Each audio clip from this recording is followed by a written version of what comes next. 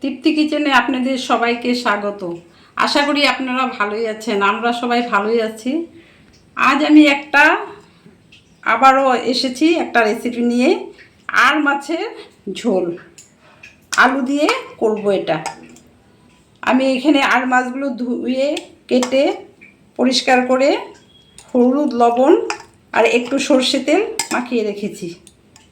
বন্ধুরা দেখুন আমি কিভাবে করি এই আর মাছের ঝোলটা। আর মাছটার মধ্যে আমি 3টি কাঁচা লঙ্কা, একটু জিরা, একটু আদা আর 2টো শুকনো লঙ্কা এই দেব বাটা মশলা। আর রেখেছি পেঁয়াজ অল্প গ্রেট করে, আপনারা কুচু করেও দিতে পারবেন, আমি গ্রেট করে দিয়েছি। আর একটু দেব গোলমরিচ, অল্প গোলমরিচ দেব।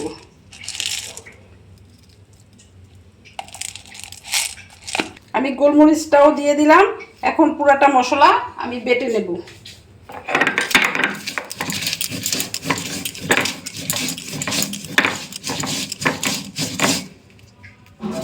একটু মিহি করে বাটবেন, তাহলে খেতে স্বাদ হয়।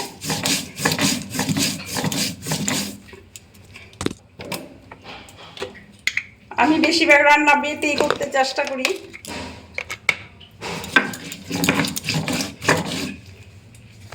দেখুন বন্ধুরা আমার কড়া গরম হয়ে গিয়েছে। এখানে আমি সর্ষে তেল দিয়ে দিয়েছি। সর্ষে তেলে আমি একটু লবণ দিয়ে দিলাম যাতে মাছগুলো কড়াইয়ের গায়ে লেগে না যায়।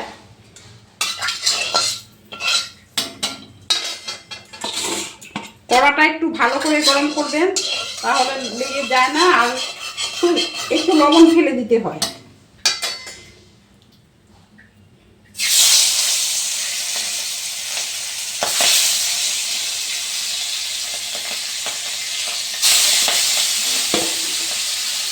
এখানে আমি 6 পিস মাছ নিয়েছি। 3 পিস করে ভেজে নেব দুইবারে।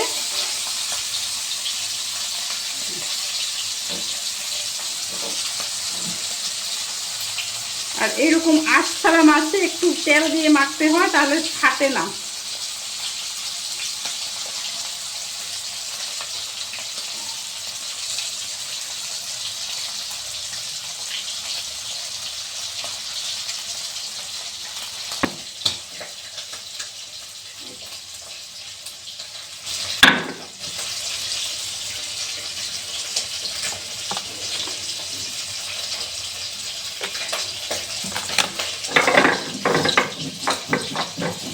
দেখুন বন্ধুরা আমার একটুকুও লেগে যায়নি।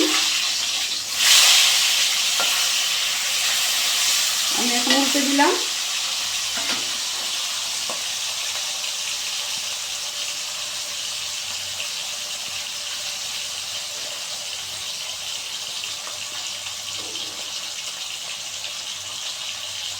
দেখুন বন্ধুরা এই 3 পিস ভাজা হয়ে গেল।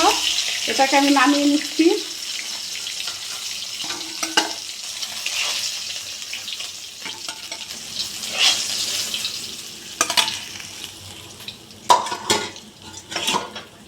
আবারও 3 পিস ওই তেলেই দিয়ে দিচ্ছি।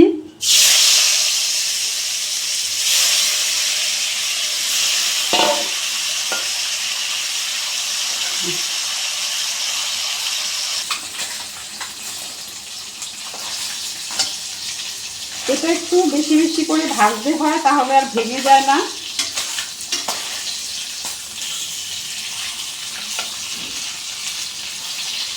আমরা লোক 3 জন, তাই আমি 6 পিসে নিয়েছি একটা গোটা মাছের থেকে। ওই কড়াতেই বন্ধুরা আমি দুটো তেজপাতা দিয়ে দিলাম। আর দিলাম একটু জিরে আর একটু কালো জিরে। আর কিচ্ছু আমার লাগবে না।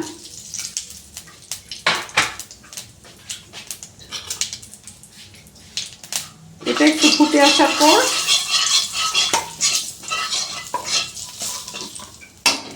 আমি দিয়ে দিলাম পেঁয়াজটা গ্রেট করে রেখেছিলাম, আমি সেটা দিয়ে দিলাম।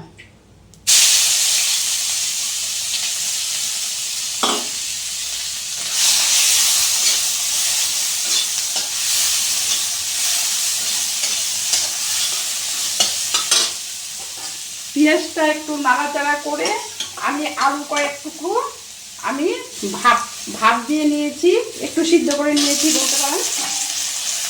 তো এই আলু কয়েক টুকরো দিয়ে দিলাম।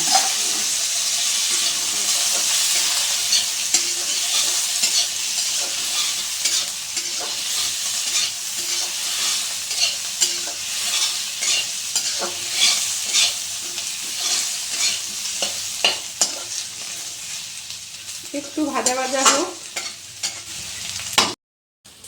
দেখুন বন্ধুরা, আমি মশলাটা একদম প্লেন করে বেটে নিয়েছি। এই মশলাটা এখন দিয়ে দেব। আর দেখুন বন্ধুরা, এটা ভাজা ভাজা হয়ে গেছে, একটু নেড়ে চেড়ে একটু লাল লাল করে। এখন আমি এই বাটা মশলাটা দিয়ে দিলাম আর দেব 1 চামচ হলুদ দিলাম। আপনারা আপনাদের প্রয়োজন অনুসারে দিবেন, বেশি মাছ হলে বেশি দিবেন, কম মাছ হলে কম দেবেন। আর আমি দিলাম 1 চামচ লবণ। লবণটা আমি পরে দেখে দিব, আপনারাও সেই মতোই দেবেন। খেতে অসাধারণ হয়।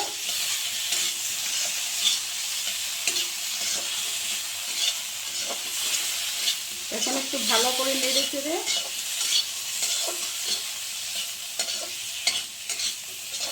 একটু ভাজা ভাজা হলে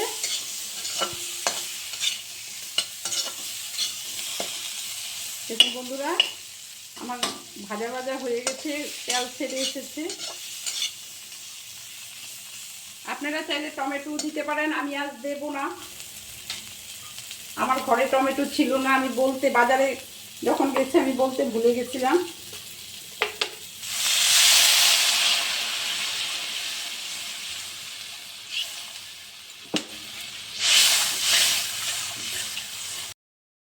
ঝোলটা ফুটে এসেছে, এখন আমি এই মাছ কয়েক টুকরো ঝোলে দিয়ে দেব।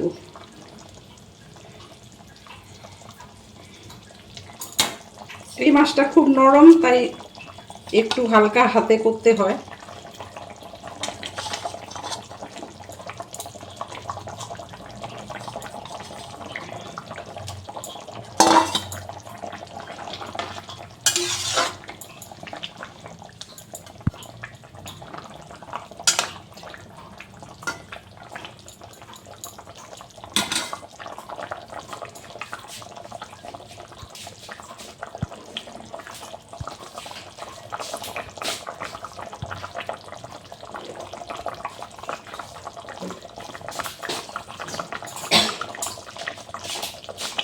দেখুন বন্ধুরা, আমি একটু এলাচ আর একটু দারচিনি বেটে নিলাম এটাতে দেওয়ার জন্য।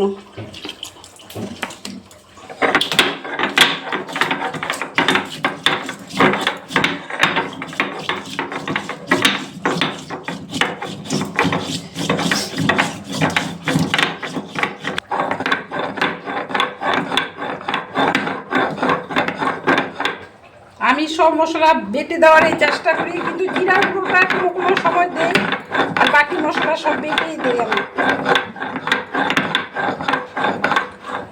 গুঁড়ো মশলা কম ব্যবহার করি,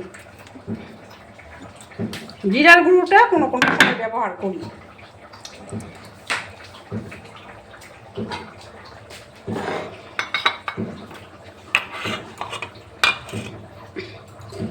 এতটুকু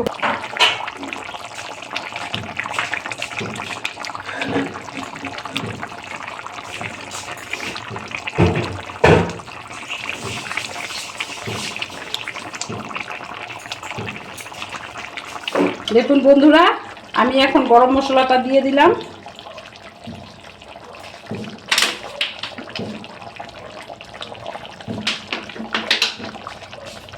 যেটা এলাচি দারচিনি বেটে রেখেছিলাম সেটাও দিয়ে দিলাম। মাছের থেকে সুন্দর তেল ছেড়ে এসেছে, আলুটাও সিদ্ধ হয়ে গেছে। এখন আমি মাছটা নামিয়ে নেব।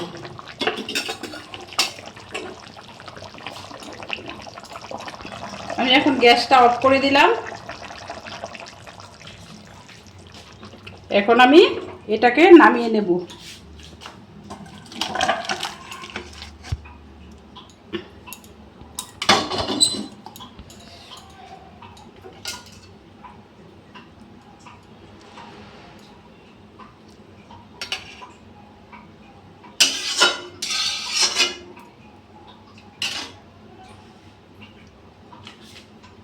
দেখুন বন্ধুরা, আমি আজ এই মাছটা রেঁধেছি। এটা আর মাছ, একটু শুকনো শুকনো রান্নলেই ভালো হয়। এই মাছটা খেতে অসাধারণ হয়।